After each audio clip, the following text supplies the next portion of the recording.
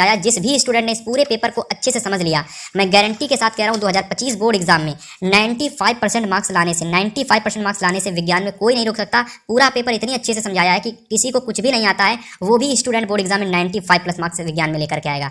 Hello student, कैसे हो आप लोग और कैसी चल रही है आप लोगों की बोर्ड एग्जाम 2025 की तैयारी।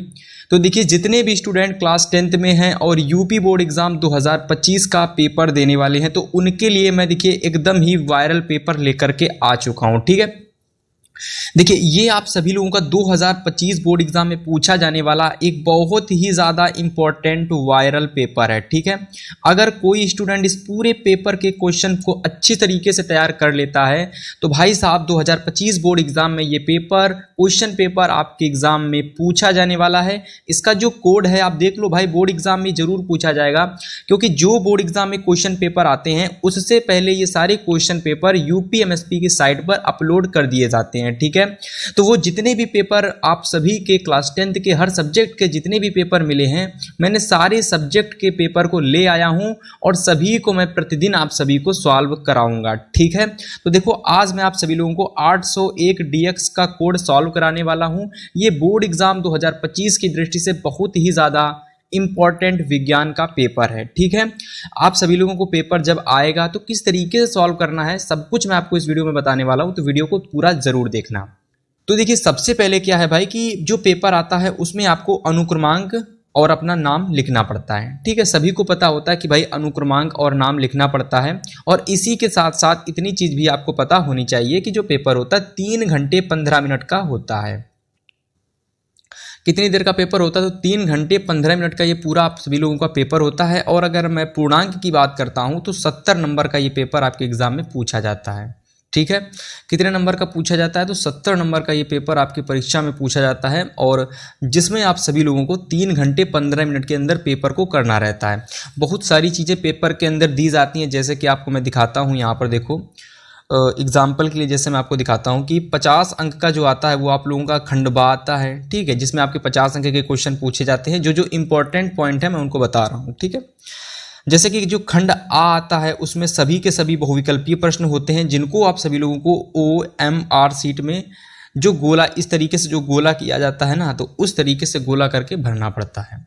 ठीक है, तो मतलब जो खंड आ आता है उसमें सभी के सभी बहुविकल्पीय प्रश्न होते हैं, और जो खंड बा आता है उसमें सारे के सारे आपके वर्णात्मक प्रश्न पूछे जाते हैं। ठीक है, और बहुत सारी चीज़ें इसमें दे रखी होती हैं, जैसे कि चित्र वाले प्रश्नों को पेंसिल के द्वारा बनाना है। साइंस के पेपर में आपको खासकर ध्यान देना है। ठीक है, और जो प्रश्न सबसे पहले आता हो उसे आप सबसे पहले करें, जो प्रश्न ना आता हो उसके लिए जगह छोड़ दें और समय मिलने पर बाद में कर लें। ठीक है, तो कुछ चीज़ें होती हैं जो आपको ध्यान देनी है, और इन चीज़ों को अगर आप ध्यान दोगे तो बोर्ड एग्जाम में आपका पेपर बहुत अच्छा जाने वाला है। ठीक है, तो चलिए बात करते हैं पेपर के अंदर कौन कौन से ऐसे क्वेश्चंस पूछे गए हैं जो आप सभी लोगों को 2025 बोर्ड एग्जाम में देखने को मिलेंगे।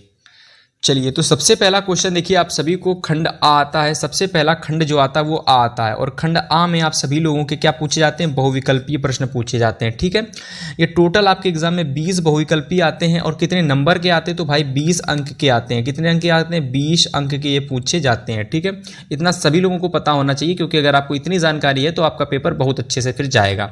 सबसे पहला क्वेश्चन है कि चुंबकीय क्षेत्र की तीव्रता का क्या मात्रक होता है? यानी जो चुंबकीय क्षेत्र की तीव्रता होती है, ठीक है, तो इसका मात्रक क्या होता है? बहुत ही आसान सा क्वेश्चन है, और सभी लोगों को इसका राइट ऑप्शन पता होना चाहिए कि चुंबकीय क्षेत्र की तीव्रता का मात्रक ओम होता है कि टेस्ला होता है कि एम्पियर होता है कि वोल्ट मीटर होता है। ठीक है, वोल्ट एम्पियर होता है। सभी लोगों को राइट ऑप्शन जरूर पता होना चाहिए। तो इसका जो राइट ऑप्शन हो जाएगा वो ऑप्शन नंबर फर्स्ट हो जाएगा, यानी टेस्ला जो है इसका बिल्कुल सही ऑप्शन हो जाएगा। यानी चुंबकीय क्षेत्र की तीव्रता का जो मात्रक होता है वो होता है टेस्ला।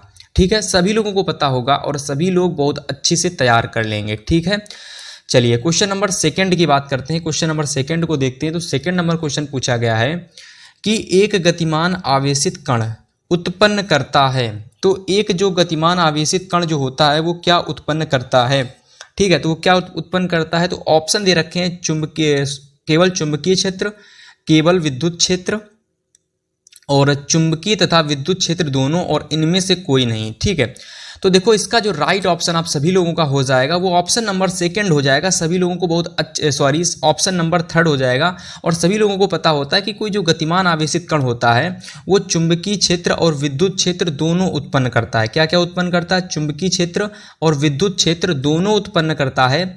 इस वजह से इसका right option option number third हो जाएगा। ठीक है, सभी लोगों को पता होगा कि गतिमान आवेशित कण क्या उत्पन्न करता है? चुंबकीय क्षेत्र और विद्युत क्षेत्र दोनों उत्पन्न करता है। ठीक है, सभी लोगों को बहुत अच्छे से पता होगा ये। इसके बाद देखिए एक इम्पॉर्टेंट न्यूमेरिकल आ गया है, जिसको मैंने आप सभी लोगों को न्यूमेरिकल वाली एक मैंने वीडियो बनाई थी जिसमें मैंने आप सभी लोगों को मोस्ट इम्पॉर्टेंट न्यूमेरिकल कराए थे। उसकी फर्स्ट क्लास मैंने अपलोड कर दी है। जिन लोगों को न्यूमेरिकल नहीं आते हैं वो लोग जा करके चैनल पर विजिट करें और न्यूमेरिकल वाली क्लास देखें। ठीक है, उसमें मैंने ये वाला न्यूमेरिकल बहुत अच्छे से मैंने समझाया है। ठीक है, यहाँ तो मैं केवल इसका ऑप्शन बता दूंगा कौन सा सही है। बाकी अगर आपको न्यूमेरिकल अच्छे से तैयार करने हैं तो जाइए चैनल को सब्सक्राइब करिए सबसे पहले। और एक क्लास मैंने अपलोड की है, इसके बाद बहुत सारी क्लासें न्यूमेरिकल्स की आएंगी, तो सारे न्यूमेरिकल्स के डाउट आपके क्लियर हो जाएंगे। 5 से 6 क्लास न्यूमेरिकल खत्म हो जाएगा 5 से 6 क्लासों में। तो एक क्लास अपलोड कर दिए, जाइए देखिए जाकर के उसको चैनल पर। तो यहाँ पूछा गया है कि विद्युत बल्ब का अनुमतांक 220 वोल्ट दे रखा है और वाट 100 वाट दे रखा है। इसे 110 वोल्ट पर प्रचलित करते हैं तब इसके द्वारा उपभोक्त शक्ति कितनी होगी। ठीक है, तो देखो इसको ज्ञात करने के लिए आप सभी लोगों को मैं एक फार्मूला बताता हूँ। ठीक है, एक फार्मूला बताता हूँ, उस फार्मूले को अगर आप याद रखोगे मेरे भाई तो आपको बहुत अच्छे से ऐसे न्यूमेरिकल याद हो जाएंगे। तो फार्मूला होता है P = V × I, ये फार्मूला होता है आप सभी लोगों का। ठीक है, P = V × I।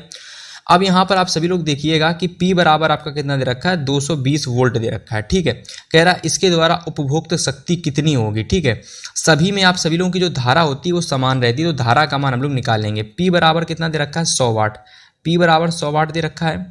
वोल्ट आप सभी लोगों का 220 दे रखा है और हमको I ज्ञात करना है। ठीक है, तो 1 0 से 1 0 खत्म हो जाएगा। ठीक है, 5 से काटेंगे तो 5 दूना के 10 हो जाएगा, नहीं 2 से काटेंगे 2 पंचे 10 हो जाएगा, 2 से काटेंगे 2 एकम 2 हो जाएगा। ठीक है, तो I अगर निकालेंगे तो I आप लोगों का क्या निकलेगा? I निकलेगा 5/11 = I।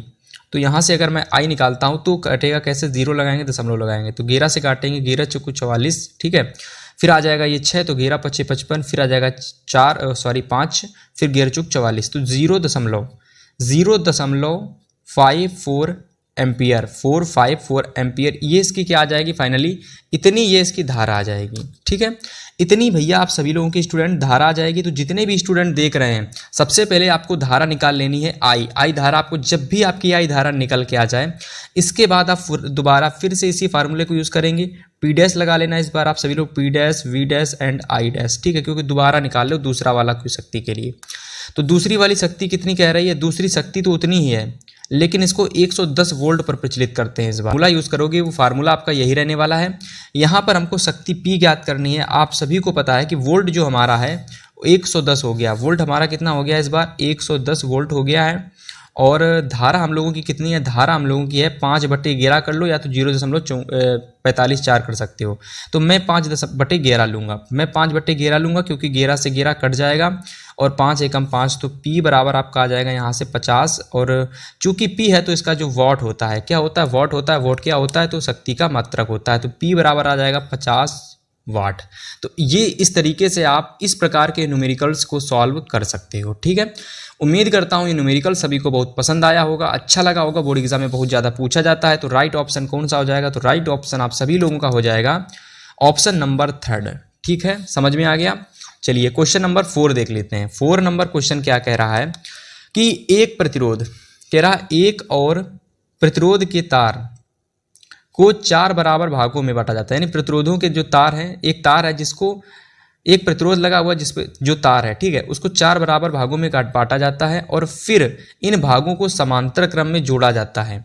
यदि संयोग का प्रतिरोध R हो तो, संयोग का प्रतिरोध क्या हो? R हो तो अनुपात R' का मान क्या होगा? ठीक है मेरे भाई, बहुत ही इंपॉर्टेंट क्वेश्चन है। इस क्वेश्चन को आप लोग एक बार पढ़िए और इसका राइट ऑप्शन क्या है बताइए हमको। चलिए भाई, तो इसका राइट ऑप्शन आप सभी लोगों को हो जाएगा 1/16। आप कहेंगे 1/16 कैसे आया भाई जी? तो देखिए भाई साहब, बहुत आसान तरीका है। आप सभी को पता है कि 4 प्रतिरोध हैं और चारों के चारों समांतर क्रम में लगे हुए हैं। ठीक है, अब आप सभी को एक चीज़ पता है, एक चीज़ आप सभी लोगों को पता है कि एक तार, 4 तार हैं। ठीक है, 4 तार हैं तो भाई जो 4 तार हैं आप सभी जानते हो कि 1/4, ठीक है, 1/4 तार हैं, ठीक है, चारों को समांतर क्रम में जोड़ते हैं, ठीक है। तो आप इनका क्या कर सकते हो, होल स्क्वायर कर सकते हो। क्या कर सकते हो, होल स्क्वायर कर सकते हो, ठीक है। समांतर क्रम में जुड़े हुए हैं, 4 तार हैं, ठीक है, तो होल स्क्वायर कर सकते हो। और समांतर क्रम का फार्मूला आप सभी जानते हो क्या होता है, 1/r = 1/r1 plus 1/r2 plus 1/r3, ठीक है, इस तरीके से कर सकते हो। तो टोटल 4 तार थे, ठीक है, 1/4 करेंगे तो 4 का स्क्वायर 16 हो जाता है और 1 का स्क्वायर 1 ही रहता है, तो 1/16 इसका राइट आंसर आप सभी लोगों का हो जाएगा। तो ऑप्शन नंबर 4 इसका सही ऑप्शन हो जाएगा। चलिए 5 नंबर क्वेश्चन की बात करते हैं। तो 5 नंबर क्वेश्चन कह रहा है कि विद्युत शक्ति P तथा प्रतिरोध R से व्यक्त होता है, तब विद्युत धारा व्यक्त होती है। तो आप सभी लोगों को ये बताना है कि जो फिर विद्युत धारा किससे व्यक्त होगी, यानी विद्युत धारा का जो फॉर्मूला बनेगा कि वो क्या बनेगा। तो विद्युत धारा का जो फॉर्मूला बनेगा वो ऑप्शन नंबर कौन सा सही होगा, ठीक है। बहुत ही ज़्यादा इंपॉर्टेंट क्वेश्चन है, तो ऑप्शन कौन सा सही होगा इसमें। तो देखो इसमें से ये बता दे रखा है P/R, ये दे रखा है ब्रैकेट में, इसको अंडर रूट से बाहर निकाल लो। इसको अंडर रूट से बाहर निकालोगे, एक का काम करते हैं, इसको P/R² कर लो, ठीक है, इसको P/R² कर लो। और ये अंडर रूट R/P दे रखा है, ये अंडर रूट P/R दे रखा है। तो इसमें से कौन सा राइट ऑप्शन होगा, तो देखिए इसमें से राइट ऑप्शन हो जाएगा अंडर रूट P/R। यहाँ पर भी अंडर रूट P/R दे रखा था, लेकिन हमने क्या किया, हमने यहाँ पर अंडर रूट हटा दिया क्योंकि हमने दूसरा ऑप्शन बनाना था। तो दूसरा ऑप्शन बनाने के लिए मैंने P/R² कर दिया, तब ये जाकर हमारा गलत हो गया, तीनों के तीनों गलत हो गए और सही ऑप्शन ऑप्शन नंबर हमारा 4 हो गया। यानी जब हमारा P दे रखा हो और R दे रखा हो और अगर I का फार्मूला पूछे तो I का फार्मूला बनता है अंडर रूट P/R, तो ये इसका राइट ऑप्शन हो जाएगा। चलिए क्वेश्चन नंबर की बात करते हैं 6 की। 6 नंबर क्वेश्चन कह रहा है कि एक समान आंख वाला व्यक्ति किसी वस्तु को स्पष्ट रूप से देख सकता है यदि वस्तु दूर रखी होगी, यानी दूर आंख से है, तो वो कब देख सकता है। तो एक समान मतलब कि आंखें बिल्कुल साफ सुथरी हैं, ठीक है, तो किसी वस्तु को स्पष्ट रूप से देख सकता है यदि वस्तु की दूरी आंख से है, तो कितनी दूरी पर रखी वस्तु को देख सकता है, ठीक है। तो 25 सेंटीमीटर से अनंत के बीच हो, 50 सेंटीमीटर 100 सेंटीमीटर के बीच हो, 100 सेंटीमीटर से 1000 मीटर के बीच हो, या 25 सेंटीमीटर से 150 सेंटीमीटर के बीच हो। बहुत ही ज़्यादा इंपॉर्टेंट क्वेश्चन है और बोर्ड एग्जाम की दृष्टि से ये वाला क्वेश्चन आपके एग्जाम में ज़रूर पूछा जाता है, क्योंकि भैया ये क्वेश्चन मानव नेत्र तथा रंग बिरंग का संसार का एक बड़ा ही मोस्ट इंपॉर्टेंट पूछा जाने वाला क्वेश्चन है, ठीक है। तो इसका जो राइट ऑप्शन हो जाएगा वो क्या हो जाएगा, तो राइट ऑप्शन बताइए। इसका राइट ऑप्शन हो जाएगा ऑप्शन नंबर 2, यानी कि 25 सेंटीमीटर न्यूनतम दूरी के लिए होता है और अनंत जो यूज होता है वो होता है आप सभी लोगों का किसके लिए, जितनी दूर शक्ति आप देख सकते हो, यानी जितनी दूर तक आप देख सकते हो उसके लिए ये अनंत प्रयोग होता है, ठीक है। तो ये इसका राइट ऑप्शन हो जाएगा। 25 सेंटीमीटर से लगा करके अनंत के बीच के सारी चीज़ों को देख सकते हैं यदि हमारी आंखें बिल्कुल समान हैं, यानी साफ सुथरी हैं, ठीक है, कोई कमी नहीं है आंखों में। चलिए अब हम बात करते हैं अगले क्वेश्चंस की। बहुत ही ज़्यादा इंपॉर्टेंट क्वेश्चन है इस पूरे के पूरे पेपर के, बस इनको तैयार कर लो, बोर्ड एग्जाम में 70 में 70 आपका पक्का हो जाएगा। चलिए क्वेश्चन नंबर 7 की बात करते हैं। तो 7 नंबर क्वेश्चन कह रहा है कि कांच का जो अपवर्तनांक होता है वो किसमें अधिकतम होता है। तो सभी लोगों को एक बात याद कर लेनी है, सबसे अधिकतम जो कांच का जो अपवर्तनांक होता है वो बैंगनी रंग के लिए होता है और सबसे कम जो होता है वो लाल रंग के लिए होता है, ठीक है। बहुत इंपॉर्टेंट क्वेश्चन था, मैंने आप सभी लोगों को बताया, आप सभी लोग नोट जरूर कर लेंगे, ठीक है। चलिए 8 नंबर क्वेश्चन को देखो। तो 8 नंबर क्वेश्चन कह रहा है कि निम्न में से किस पौधे पर मेंडल ने अनुवांशिकता संबंधी प्रयोग किया था। तो वो आप सभी लोगों का मटर का पौधा था, ज़्यादा बताने की जरूरत है ही नहीं, सभी लोगों को पता होगा इसका राइट आंसर। चलिए क्वेश्चन नंबर 9 की बात करते हैं कि मानव जनन तंत्र के किस भाग पर कॉपर टी लगाई जाती है, ठीक है। बहुत ही ज़्यादा इंपॉर्टेंट क्वेश्चन है, बहुत ही ज़्यादा इंपॉर्टेंट क्वेश्चन।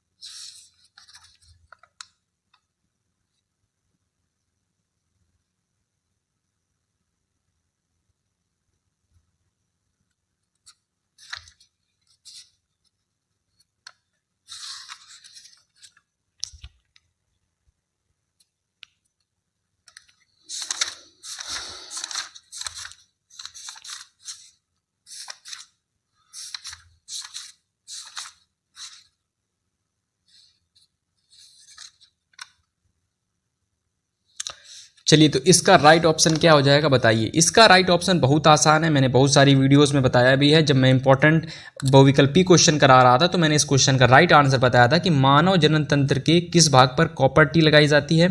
तो कॉपर टी जो लगाई जाती है वो गर्भाशय में लगाई जाती है। कहाँ पे? गर्भाशय में। तो ये बिल्कुल राइट ऑप्शन हो जाएगा, ऑप्शन नंबर 3 बिल्कुल सही हो जाएगा। चलिए क्वेश्चन नंबर 10 की बात करते हैं। क्वेश्चन नंबर 10 कह रहा है कि मानव भ्रूण को किससे पोषण प्राप्त करता है। मानव भ्रूण जो होता है वो किससे पोषण जो प्राप्त करता है, किससे होगा यहाँ पर, तो आप कर लो किससे पोषण प्राप्त करता है। अंडाशय से, प्लेसेंटा से, वृक्क से कि परागनली से। बहुत ही ज़्यादा इंपॉर्टेंट क्वेश्चन है और बताइए इसका राइट ऑप्शन क्या होगा। ठीक है, चलिए इसका राइट ऑप्शन आप सभी लोगों का हो जाएगा ऑप्शन नंबर 2 इसका सही होगा, प्लेसेंटा से। यानी जो मानव भ्रूण होता है वो कहाँ से पोषण प्राप्त करता है, तो वो प्लेसेंटा से पोषण प्राप्त करता है। ये बिल्कुल सही ऑप्शन हो जाएगा। चलिए क्वेश्चन नंबर 11 की मैं बात करता हूँ। तो 11 नंबर क्वेश्चन कह रहा है कि एक लिंगी नर पुष्प पर नहीं पाया जाता है। तो एक लिंगी जो नर पुष्प होता है, बहुत अच्छे से क्वेश्चन को पढ़िए आप लोग, उस पर नहीं पाया जाता है। तो उसमें क्या नहीं पाया जाता है, तो वार्तिकाग्र नहीं पाया जाता है, कि दल नहीं पाया जाता है, कि पुंकेसर नहीं पाया जाता, कि वार्तिकाग्र नहीं पाया जाता है। तो इसका जो राइट ऑप्शन हो जाएगा वो हो जाएगा वार्तिकाग्र। यानी कि एक लिंगी नर पुष्प पर क्या नहीं पाया जाता है, वार्तिकाग्र नहीं पाया जाता है। बिल्कुल सही ऑप्शन हो जाएगा। 2025 बोर्ड एग्जाम में जरूर क्वेश्चन आएगा, 100% लिख के रखो, जरूर आएगा, तो इसको जरूर नोट कर लेना। चलिए क्वेश्चन नंबर 12 को देखिए। 12 नंबर क्वेश्चन क्या कह रहा है, बस पूरे पेपर को अच्छे से अगर आपने समझ लिया तो कहाँ से बायो के कितने क्वेश्चन आते हैं, कहाँ से साइंस के कितने क्वेश्चन आते हैं, कहाँ से केमिस्ट्री कितनी पूछी जाती है, और केमिस्ट्री में किस तरीके के न्यूमेरिकल आते हैं, फिजिक्स में क्या क्या पूछा जाता है, सब कुछ आपको इस वीडियो के अंदर पता चल जाएगा। तो वीडियो को पूरा जरूर देखना, अंत तक देखना केवल, ठीक है। चलिए, मनुष्य में वृत्त एक तंत्र का भाग है जो संबंधित है। तो मनुष्य के अंदर एक वृत्त के आकार का एक तंत्र पाया जाता है, एक संरचना पाई जाती है, उसको क्या कहते हैं, उसका क्या नाम होता है। पोषण होता है, श्वसन होता है, उत्सर्जन होता है, कि परिवहन होता है। ठीक है, तो ये आपको बताना है, बहुत ही ज़्यादा इंपॉर्टेंट क्वेश्चन है ये। बताइए क्या होगा इसका राइट ऑप्शन। ठीक है, तो मनुष्य में जो वृक्क होता है, वृत्त है कि वृक्क होगा। ठीक है, तो एक मिनट मैं देखता हूँ जरा इसका राइट ऑप्शन। तो यहाँ पर आप सभी लोगों को वृक्क होगा। ठीक है, वृक्क कर लो, वृत्त को काट करके वृक्क कर लो, वृक्क, अब सही होगा एकदम। ठीक है, तो अब क्वेश्चन बनेगा कि मनुष्य में वृक्क एक तंत्र का भाग है, वो किससे संबंधित है। तो सभी लोगों को पता होता है कि वृक्क जो होता है वो उत्सर्जन से संबंधित होता है। किससे? उत्सर्जन की क्रिया से संबंधित होता है। सभी लोगों को पता होता है कि जो वृक्क होता है वो उत्सर्जन से संबंधित होता है, सभी लोगों को पता होगा। अगर नहीं पता है तो याद कर लेना कि जो वृक्क होता है वो उत्सर्जन से संबंधित होता है। ठीक है, याद कर लेना, बोर्ड एग्जाम में बहुत आता है ये वाला प्रश्न। 13 देखो कि फ्लोएम द्वारा भोजन का स्थानांतरण होता है। तो फ्लोएम द्वारा जो भोजन का स्थानांतरण होता है वो किसके रूप में होता है, सुक्रोज के रूप में, कि प्रोटीन के रूप में, कि कॉर्टेक्स के द्वारा, कि मज्जा द्वारा। तो राइट ऑप्शन ऑप्शन नंबर 1 हो जाएगा। यानी फ्लोएम द्वारा भोजन का स्थानांतरण सुक्रोज के रूप में होता है। किसके रूप में? सुक्रोज के रूप में होता है। बिल्कुल सही ऑप्शन है, ऑप्शन नंबर 1 टिक लगा लो। 14 नंबर क्वेश्चन कह रहा है कि यकृत स्रावित करता है। तो यकृत क्या स्रावित करता है?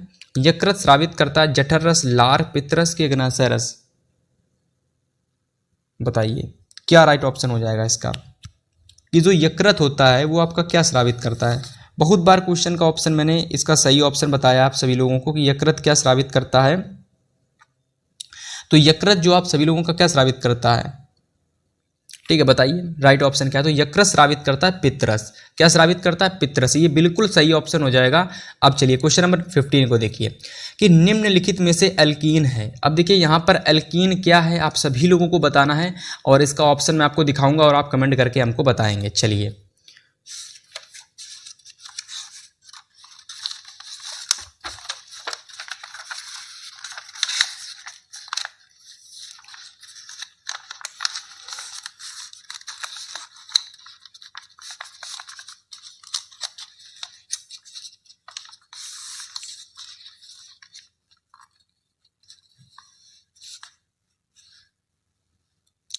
चलिए ऑप्शन आप लोग देख सकते हो, ऑप्शन बहुत सारे आपको दे रखे हैं और आपको इसमें से बताना है कि इसमें से भैया आप सभी लोगों का एल्कीन कौन सा है। ठीक है, एल्कीन समूह इसमें से कौन है, सभी लोग कमेंट करके बताएंगे। जिन लोगों को इसका राइट ऑप्शन पता है वो सारे लोग कमेंट करेंगे कि इसमें एल्कीन समूह आप सभी लोगों का कौन सा है। ठीक है, फिर मैं अभी आपको बताऊंगा कि राइट ऑप्शन क्या होगा। तो सबसे पहले देखो आप लोगों को कार्बन कार्बन के बीच में 3 बॉन्ड दे रखा है, कार्बन और कार्बन के बीच में डबल बॉन्ड दे रखा है, यहाँ कार्बन के बीच में सिंगल बॉन्ड, यहाँ कार्बन के बीच में सिंगल बॉन्ड, यहाँ कार्बन के बीच सिंगल बॉन्ड, यहाँ कार्बन और यहाँ कार्बन के बीच में ट्रिपल बॉन्ड।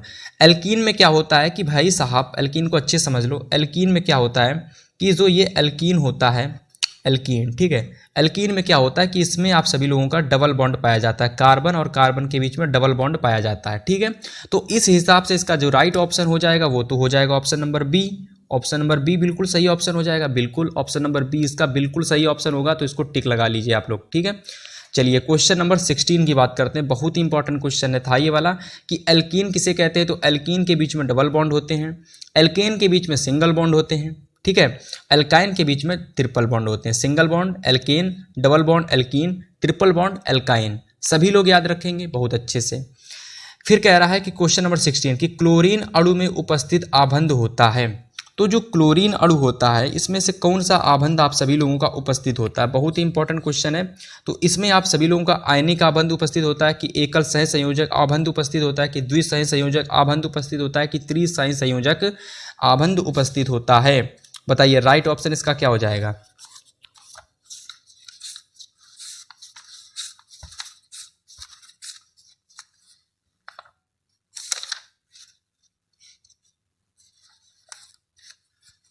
तो इसका जो राइट ऑप्शन आप सभी लोगों का हो जाएगा वो हो जाएगा आप सभी लोगों का ऑप्शन नंबर सेकंड, यानी एकल सह संयोजक आबंध जो होता है वो क्लोरीन अणु में उपस्थित होता है। क्लोरीन अणु की बात करते हैं तो Cl2 होता है, ये क्लोरीन होता है और Cl2 में आपका क्लोरीन और क्लोरीन के बीच में क्या पाया जाता है, सिंगल बॉन्ड डबल बॉन्ड पाया जाता है और ये एकल सह संयोजक आबंध इन दोनों के बीच में पाया जाता है। क्या पाया जाता है, एकल सह संयोजक बंध पाया जाता है, ठीक है। चलिए क्वेश्चन नंबर 17 की बात करते हैं। 17 नंबर क्वेश्चन कह रहा है कि निम्नलिखित में से कौन सी धातु अम्ल से हाइड्रोजन विस्थापित नहीं कर पाती है। तो ऐसी कौन सी धातु है जो अम्ल से हाइड्रोजन को विस्थापित नहीं कर पाती है, बताइए कौन सी ऐसी धातु है जो अम्ल से हाइड्रोजन को विस्थापित नहीं कर पाती है। तो इसका राइट ऑप्शन हो जाएगा ऑप्शन नंबर 3, यानी कॉपर जो है वो आप सभी लोगों की अम्ल से हाइड्रोजन को विस्थापित नहीं कर पाती है, ठीक है। सभी लोगों को पता होना चाहिए जो कॉपर होता है वो अम्ल से हाइड्रोजन को विस्थापित नहीं कर पाता है। चलिए बात करते हैं 18 नंबर क्वेश्चन की। निम्नलिखित में से कौन सी धातु ठंडे जल से क्रिया करके हाइड्रोजन गैस निकालती है। तो ऐसी कौन सी धातु होती है जो ठंडे जल से क्रिया करके हाइड्रोजन गैस निकालती है, ठीक है। तो वो आपकी होती है, जहाँ तक मेरे हिसाब से सोडियम नहीं दिया गया है, तो राइट ऑप्शन आप सभी लोगों का क्या हो जाएगा, पोटेशियम हो जाएगा। तो इसको टिक लगा लो। सोडियम होता तो वो भी करती है बट पोटेशियम ज़्यादा क्रियाशील होती है, तो वो ठंडे जल से क्रिया करके क्या कर देती है, हाइड्रोजन गैस निकालती है। चलिए 19 नंबर क्वेश्चन कह रहा है कि एनटीपी, क्या कह रहा है, एनटीपी पर अधातु जो द्रव अवस्था में पाई जाती है।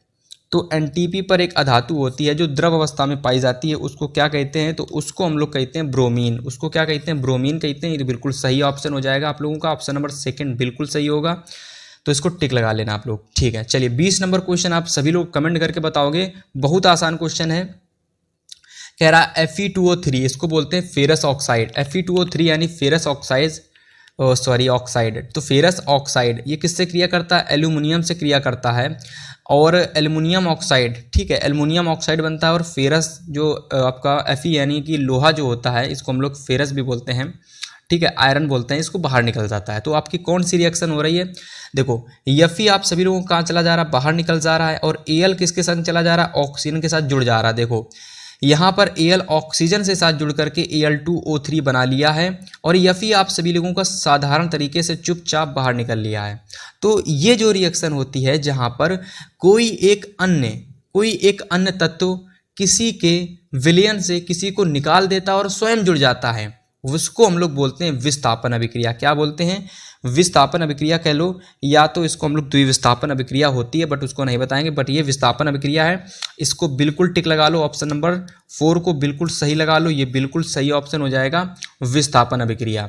तो फाइनली इस तरीके से यहाँ देखिए मैंने आप सभी लोगों को इस पूरे पेपर के 20 क्वेश्चन करा दिए हैं और 20 में 20 क्वेश्चन जिस भी स्टूडेंट ने अच्छे से समझे हैं तो उन सभी लोगों को पता होगा कि साइंस के कौन से क्वेश्चन आते हैं, फिजिक्स के कैसे क्वेश्चन, केमिस्ट्री के कैसे क्वेश्चन आते हैं, फिजिक्स के कैसे क्वेश्चन आते हैं और बायोलॉजी के कैसे क्वेश्चन पूछे जाते हैं।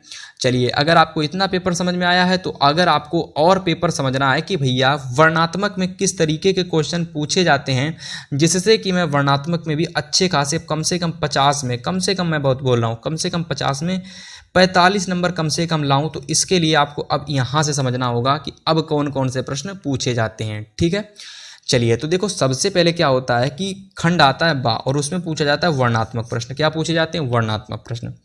सबसे पहला देखिए, केमिस्ट्री में मैंने काफ़ी सालों से देखा है कि एक प्रश्न बहुत ज़्यादा रिपीट हो रहा है और उस क्वेश्चन को मैं बार बार ले रहा हूँ। और इस बार इस पेपर में मैंने जो क्वेश्चन आपका पूछा गया है इस पेपर में बहुत इंपॉर्टेंट है कि निम्नलिखित अभिक्रियाओं के लिए संतुलित समीकरण लिखिए। क्या लिखिए? संतुलित समीकरण लिखिए। अगर आपने ये टॉपिक नहीं पढ़ा है तो बोर्ड एग्जाम 2025 में ये टॉपिक ज़रूर देखने को मिलेगा कि संतुलित रासायनिक समीकरण लिखिए। और संतुलित रासायनिक समीकरण लिखिए, क्या क्या होता है इसमें मैं आपको बताता हूँ। पहला क्वेश्चन देखो कि तनु सल्फ्यूरिक अम्ल दानेदार जिंक से अभिक्रिया करता है। तो तनु सल्फ्यूरिक अम्ल आपका क्या होता है? तनु सल्फ्यूरिक अम्ल क्या होता है? H2SO4 होता है। ये क्या होता है? H2SO4 होता है। तो ये जो आपका H2SO4 होता है ये जिंक से क्रिया करता है, यानी Zn से क्रिया करता है और क्या बना लेता है? ये बना लेता है फाइनली ZnSO4 बना लेता है और आपकी जो हाइड्रोजन गैस होती है H2 ये बाहर निकल जाती है। तो ये पूरी रिएक्शन को आपको क्या करना होता है? बैलेंस करना होता है। तो इस पूरी रिएक्शन को बैलेंस करने का मतलब होता है संतुलित रासायनिक समीकरण। इस तरीके से लिख दोगे तो संतुलित रासायनिक समीकरण आप सभी लोगों का हो जाएगा। टोटल 4 क्वेश्चन पूछे जाते हैं और 4 नंबर का ये क्वेश्चन एग्जाम में आता है। एक कर लोगे 1 नंबर मिलेगा, दूसरा कर लोगे 2 नंबर, तीसरा कर लोगे 3, 4 इस तरीके के मिलते हैं। एक क्वेश्चन कर लिया, 3 और क्वेश्चन है तो उनको देखते हैं। चलिए भाई, 3 क्वेश्चन और बच गए थे ना, तो उनको मैं बताता हूं संतुलित रासायनिक समीकरण के। तो दूसरा क्वेश्चन है संतुलित रासायनिक समीकरण का कि तनु हाइड्रोक्लोरिक अम्ल। हाइड्रोक्लोरिक अम्ल का मतलब क्या होता है? हाइड्रोक्लोरिक अम्ल का मतलब होता है HCl। तो हाइड्रोक्लोरिक अम्ल जो होता है ये एल्युमिनियम चूर्ण से यानी Al2 से क्रिया करता है और क्या होता है आप सभी लोगों को बताना है, इसको नोट कर लो। ठीक है, अब मैं ज़्यादा नहीं बताऊंगा क्योंकि मैं बताऊंगा तो वीडियो बहुत लंबी हो जाएगी, फिर आपको वो नहीं मिल पाएगा जो मैं बताना चाह रहा हूँ। मैं केवल समझा रहा हूँ, बस नोट करो और कैसे भी करके इन क्वेश्चन के आंसर ढूंढो। और थोड़ा आपके पास अभी समय है तो स्वयं से ढूंढ करके सारे क्वेश्चन को सॉल्व कर सकते हो। ठीक है, क्वेश्चन नंबर 3 कह रहा है कि सोडियम ऑक्साइड को जल से घोला जाता है। किसको? सोडियम ऑक्साइड को। सोडियम ऑक्साइड क्या होता है? तो सोडियम ऑक्साइड होता है N2O। क्या होता है? N2O, ये होता है सोडियम ऑक्साइड। तो सोडियम ऑक्साइड को यानी H2O को जल से घोला जाता है। चलिए, सोडियम सल्फेट विलयन को बेरियम क्लोराइड विलयन से मिलाते हैं। ठीक है, मिलाते कर लो यहाँ पर। तो सोडियम सल्फेट क्या होता है? Na2SO4। Na2SO4 के विलयन को बेरियम क्लोराइड यानी BaCl2 के विलयन से मिलाते हैं तो क्या होता है? इसकी रासायनिक समीकरण यानी संतुलित रासायनिक समीकरण आपको लिखनी है। तो इस तरीके से 1 नंबर यहाँ से, 1 नंबर यहाँ से, 1 नंबर यहाँ से, टोटल 3 और 1 नंबर मैं आप सभी लोगों को पहले क्वेश्चन बता चुका हूँ। तो 4 नंबर का क्वेश्चन आप सभी लोगों का यहाँ से पूछा जाता है। तो 101% ऐसा क्वेश्चन जरूर आएगा एग्जाम में कि संतुलित रासायनिक समीकरण एग्जाम में पूछा जाता है, जरूर याद कर लेना इसको। चलिए, क्वेश्चन नंबर 2 की बात करते हैं। तो क्वेश्चन नंबर 2 आ रहा है, यहाँ पर 2 क्वेश्चन पूछे गए, एक तो ये पूछा गया और एक तो ये पूछा गया। ठीक है, और ये क्वेश्चन भी 2 नंबर का आएगा और ये क्वेश्चन भी 2 नंबर का आएगा। तो पूछा क्या गया इसमें, चलिए देखते हैं। पूछा गया है कि संक्षारण क्या है? लोहे को जंग से बचाने के लिए, लोहे को जंग लगने से बचाने के लिए बचने के कोई 2 उपाय लिखिए। यानी जो संक्षारण क्या होता है, सबसे पहले इसकी डेफिनेशन बतानी है, फिर यहाँ पर आपको बताना है कि जो लोहा होता है इसमें जो जंग लग जाती है इसके बचाने के लिए या फिर इसके बचाव के कोई 2 आपको उपाय लिखने हैं। ठीक है, आप काफ़ी सारे उपाय तैयार कर सकते हो, एग्जाम में कितने भी पूछे जा सकते हैं, आप उतने लिख देना। ठीक है, चलिए, इसके बाद 2nd क्वेश्चन पूछा गया है कि बहुत ही इंपॉर्टेंट क्वेश्चन है, दोनों 2025 में ज़रूर आएंगे, ज़रूर आएंगे, जरूर तैयार कर लेना। क्रियात्मक समूह को उदाहरण सहित समझाइए कि मतलब सबसे पहले इसकी डेफिनेशन लिखिए। ठीक है, इसके बाद में जो भी इसका एग्जाम्पल्स होते हैं वो लिखिए। बहुत इंपॉर्टेंट क्वेश्चन एग्जाम में ज़रूर आता है। चलिए, 3rd नंबर क्वेश्चन क्या कह रहा है? कह रहा है 4 नंबर में पूछा गया क्वेश्चन है और कह रहा है कि बेकिंग सोडा बनाने की विधि तथा इसके 2 रासायनिक गुणधर्म व भौतिक गुणधर्म भी लिखिए। ठीक है मेरे भाई, यहाँ पर देखिए क्या कह रहा है कि भैया इसके रासायनिक गुणधर्म व भौतिक गुणधर्म भी लिखिए। चलिए, बहुत इंपॉर्टेंट क्वेश्चन है। 4 नंबर क्वेश्चन पूछा गया है 6 नंबर में, 6 नंबर में पूछा गया है और एक और 4 नंबर में क्वेश्चन आता है, अथवा में 2 आते हैं, एक ही करना पड़ता है। अगर दोनों में से कोई एक कर दोगे तो 6 नंबर मिल जाएंगे। ठीक है, चलिए भाई, अगर मैं यहाँ पर बात करता हूँ तो यहाँ देखिए, यहाँ अगर मैं आपसे बताऊँ तो देखो, निम्नलिखित यौगिकों को IUPAC नाम आपको लिखना है। तो इसका नाम लिखना है, इसका नाम लिखना है, इसका नाम लिखना है, इसका नाम लिखना है, इसका नाम लिखना है। सभी लोगों को नोट कर लेने हैं। मैं बोल देता हूँ, मैं सभी को बोल देता हूँ। सबसे पहले देखो, ये आपका दे रखा है CH3CO CH3, तो ये आपका हो जाएगा कीटोन समूह का, कीटोन समूह में आता है, ठीक है। और ये है क्या, तो वो भी मैं आपको बताऊंगा, ठीक है। C2H5 ये आपका एथेनॉल हो जाएगा, ठीक है। ये आपका एसिटिक, हाँ ये तो आपका एसिटिक अम्ल हो जाएगा, ठीक, एथेनोइक अम्ल हो जाएगा। एंड ये आपका हो जाएगा एसिड, यहाँ पर देखिए 1 2, ये आपका मेथेनोइक अम्ल हो जाएगा, ये आपका एथेनोइक अम्ल हो जाएगा, ठीक है। चलिए भाई बात करते हैं इसकी। तो 1 2 3 4, यहाँ पर 4 कार्बन पाए गए हैं, ठीक है। तो इस तरीके से आपको देख लेने हैं सारे, ठीक है। बहुत इंपॉर्टेंट है और सारी के सारे क्वेश्चन स्वयं से ढूंढ लोगे, स्वयं से मिल जाएंगे और ये 2025 बोर्ड एग्जाम में ज़रूर आपको एग्जाम में देखने को मिलेंगे, ठीक है। फिर से कह रहा हूँ 101% ये पेपर आपके एग्जाम में पूछा जाएगा, ठीक है। चलिए, अगर आपको ये नहीं करना है, एग्जाम में ये भी आता है और एग्जाम में ये भी आता है, अगर आपको ये नहीं करना है तो फिर आप ये भी तैयार कर सकते हो। अब इसमें क्या पूछा गया, इसमें टिप्पणी पूछी गई है और 101% देखो जो टिप्पणी है ये तो फिक्स होती हैं। आप भले ये बदल सकता है, देखो ये तो बदल सकते हैं कि भाई हाँ ये पूछा गया, किसी में बदल जाएगा किसी में नहीं बदलेगा, ठीक है। लेकिन ये जो टिप्पणी है ये वही रहती है, ये तो वही आनी है, ये नहीं बदलेंगी। तो उदासीनीकरण तैयार कर लोगे, एसिटीकरण तैयार कर लोगे, संतृप्त एवं असंतृप्त हाइड्रोकार्बन तैयार कर लोगे। मोस्ट इंपॉर्टेंट है बोर्ड एग्जाम 2025 में, ये जरूर देखने को मिलेंगे। याद कर लो और छाप के पेपर में बस चले आना, ठीक है। चलिए बात करते हैं अब हम लोग आगे के क्वेश्चंस की। चलिए क्वेश्चन नंबर देखिए आगे की, और आगे के क्वेश्चन बताने से पहले मैं आपको इंट्रोड्यूस कर देता हूं कि खंड बा आ चुका है, सॉरी उपखंड बा आ चुका है। खंड बा में अगर खंड आ था, खंड बा था, खंड बा में 3 खंड आते हैं, खंड आ बा सा, तो खंड बा आ चुका है। इसको आप खंड खा कर सकते हो, खंड खा, खंड खा चुका है, जिसमें आपकी पूछी जाती है बायोलॉजी। इसमें क्या पूछी गई है, बायोलॉजी पूछी गई है। तो बायोलॉजी में कौन कौन से क्वेश्चन आपको तैयार करने हैं सबको मैं बताऊंगा। देखिए सबसे पहला क्वेश्चन पूछ रहा है, 5 नंबर में आया, 2 क्वेश्चन पूछे गए, एक ये दे रखा है, एक ये दे रखा है, 2-2 नंबर के दोनों क्वेश्चन है। तो चलिए पढ़ते हैं क्वेश्चन क्या कह रहे हैं। कह रहे हैं कि तंत्रिका कोशिका का नामांकित चित्र बनाइए, 101% तैयार कर लो भाई, जरूर आएगा। गुरुत्वानुवर्तन क्या होता है, इसको उदाहरण सहित बताना है, ये भी एग्जाम की दृष्टि से इंपॉर्टेंट है, इसको भी तैयार कर लेना। चलिए इसके बाद देखिए 6 नंबर का 2 क्वेश्चन पूछे गए हैं। 6 नंबर में एक तो ये दे रखा है, एक तो ये दे रखा है, और दोनों 2-2 नंबर के क्वेश्चन है, ठीक है भाई। चलिए सभी को तैयार करना है, जो जो मैं इंपॉर्टेंट लगाऊंगा 101% बताऊंगा, उसको तो आपको छोड़ना ही नहीं एकदम है। धमनी तथा सिरा में 2 अंतर लिखिए, जरूर तैयार कर लेना, एग्जाम में आएगा। फिर ऑक्सीजन शोषण तथा अनऑक्सी शोषण में विभेद कीजिए, इसको आपको तैयार कर लेना है, ये भी एग्जाम 2025 में आपको देखने को मिलेगा।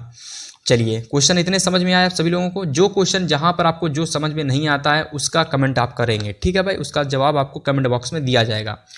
7 नंबर देखिए, 4 नंबर में क्वेश्चन पूछा गया है, समजात अंग और समरूप अंग को उदाहरण देकर समझाना है। 101% इसको रट लेना, 101% रट लेना, जरूर आएगा एग्जाम में। चलिए इसके बाद देखिए 6 नंबर में एक और क्वेश्चन, अब देखिए अथवा में, ये 4 नंबर में क्वेश्चन नहीं आएगा, अथवा में 6 नंबर में क्वेश्चन आएगा, ठीक है। अच्छे से आपको इसके अब समरूप और समजात अंग के एग्जाम्पल लिखने हैं, ठीक है, अच्छे से कम 6 से 7 एग्जाम्पल इसके लिखने, उदाहरण लिखने हैं, ठीक है। सबसे पहले तो इसकी डेफिनेशन बतानी है कि समरूप अंग क्या होते हैं, समजात अंग क्या होते हैं। इसके बाद में इसके एग्जाम्पल लिखना है उदाहरण के रूप में, ठीक है, अलग अलग करके। फिर जाकर के 6 नंबर आपको मिलेंगे। यदि आपको ये क्वेश्चन तैयार नहीं होता है, कैसे भी करके आप भूल जाते हो, तो 6 नंबर में एक और क्वेश्चन पूछा जाता है, और ये क्वेश्चन आपसे एग्जाम में भी 101% जरूर आएगा, जरूर आएगा, जरूर आएगा। देख लो क्वेश्चन आप सभी का क्या है, क्वेश्चन आप सभी का है कि वाष्पोत्सर्जन के परिभाषित कीजिए, इसको प्रभावित करने वाले कारक बताइए और इसके लाभों का सचित्र वर्णन कीजिए। जरूर आएगा, जरूर आएगा, जरूर आएगा, तैयार कर लेना।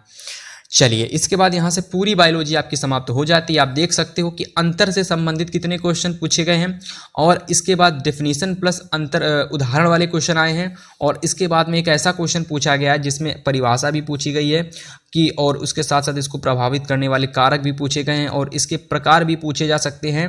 फिलहाल यहाँ पर इसके लाभ पूछे गए हैं, तो एक ऐसा भी क्वेश्चन आएगा जहाँ पर इसका सचित्र वर्णन करने के लिए पूछ दिया जाता है, ठीक है। तो उम्मीद करते हैं ये सारे क्वेश्चन सभी को अच्छे से तैयार हो जाएंगे। जो जो इंपॉर्टेंट बता रहा हूँ, जो जो 101% बता रहा हूँ, उसको ज़रूर तैयार करना है एग्जाम में, ठीक है। अभी अच्छा खासा समय, अभी तैयार कर लोगे।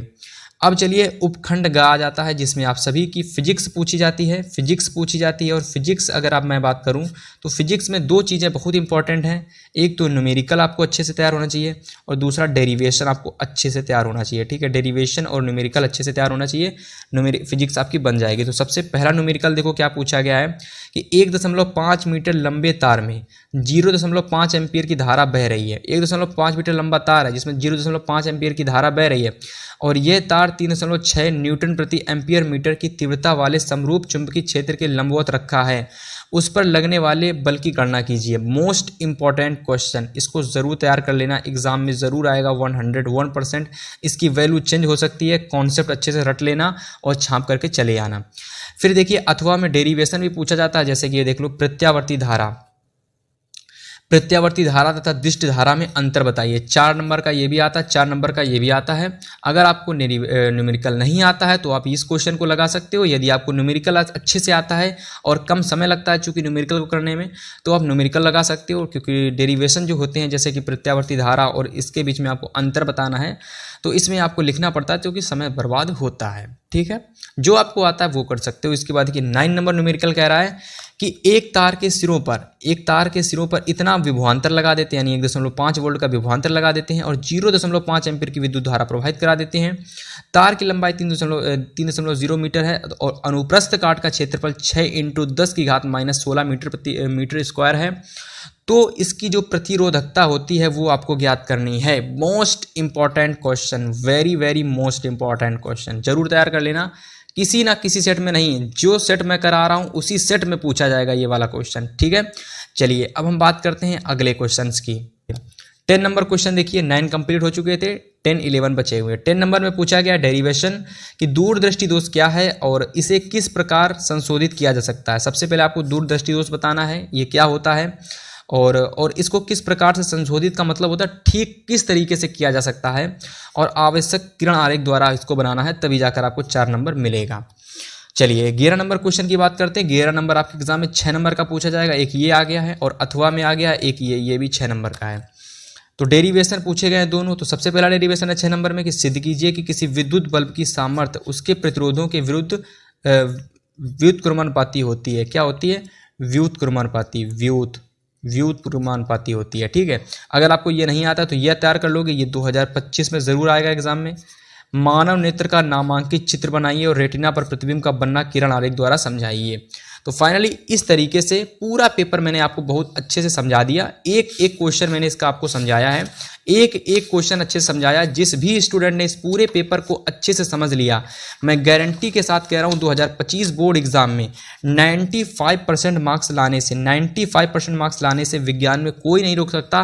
पूरा पेपर इतनी अच्छे से समझाया है कि किसी को कुछ भी नहीं आता है वो भी स्टूडेंट बोर्ड एग्जाम में 95+ मार्क्स विज्ञान में लेकर के आएगा। उम्मीद करता हूं ये वीडियो सभी को बहुत ही अच्छी लगी होगी। वीडियो पसंद आए तो वीडियो को लाइक करना। चैनल पर मिलेंगे आपसे हम फिर से एक वीडियो के साथ, तब तक के लिए गुड बाय, गुड लक।